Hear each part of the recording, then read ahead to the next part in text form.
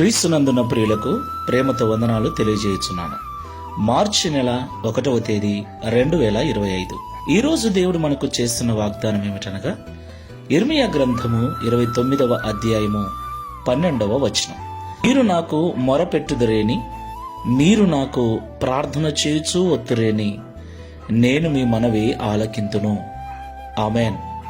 నా ప్రియమైన సహోదరి సహోదరులారా, మనం ఆరాధిస్తున్న దేవుడు మన మొర వినేవాడు. మనం ఎట్టి బాధలలో ఉన్నామో, ఎట్టి సమస్యలలో ఉన్నామో, వాటన్నిటినీ మనము దేవునికి చెప్పినప్పుడు ఆయన ఆలకించేవాడై ఉన్నాడు. మనం ఆరాధించే దేవుడు మనకు సమస్తాన్ని అనుగ్రహించినవాడు. బైబిల్ ఇలాగున సెలవిస్తుంది, కన్నులిచ్చిన వాడు కానకుండునా, చెవులిచ్చిన దేవుడు వినకుండునా అని. దేవునికి మహిమ కలుగునుగాక.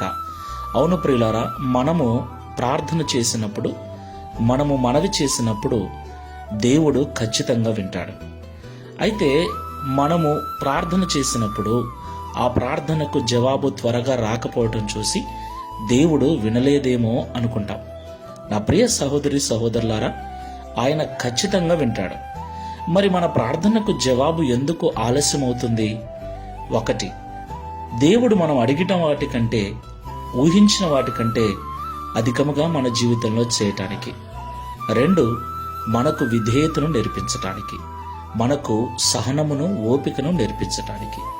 నిరీక్షణ కలిగిన మనస్సు మనం కలిగి జీవించాలని దేవుడు ఆలస్యం చేస్తూ ఉంటాడు. ఆయన ఆలస్యం చేశాడని మనము ప్రార్థన మానవేయకూడదు సుమా. ఖచ్చితంగా ప్రతిదినం ప్రార్థిస్తూ ఉండాలి. ప్రార్థన మన జీవితంలో ఒక భాగమైపోవాలి, ఒక అలవాటుగా మారాలి. ప్రార్థన చేసుకోకపోతే మనస్సులో ఏదో వెలితైనట్లుగా ఉండాలి. కాబట్టి ప్రార్థన చేయండి, దేవునికి మొరపెట్టండి. దేవుడు ఖచ్చితంగా మీ మనవి ఆలకించి మీకు ప్రతిఫలం అనుగ్రహిస్తాడు. ప్రార్థన చేసుకున్నాం. ప్రేమ స్వరూపమైన తండ్రి, పరిశుద్ధమైన ప్రభువా, మీకు స్తోత్రాలు చెల్లిస్తున్నాం. మీరు మొరపెడుతూ నా దగ్గరకు వచ్చినట్లయితే, మీరు నాకు ప్రార్థన చేస్తూ వచ్చినట్లయితే, నేను మీ మనవిని, మీ మొరను ఆలకించి మీకు సహాయం చేస్తానని మాతో మాట్లాడినందుకు స్తోత్రాలు.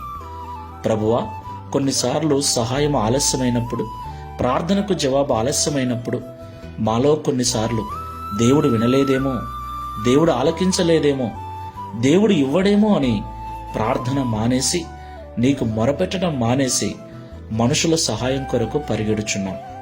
ప్రియ తండ్రి, మమ్మల్ని మన్నించండి. మీరు మా మేలు కొరకే ఆలస్యం చేస్తూ ఉన్నారని ఈరోజు మాతో మాట్లాడినందుకు స్తోత్రాలు.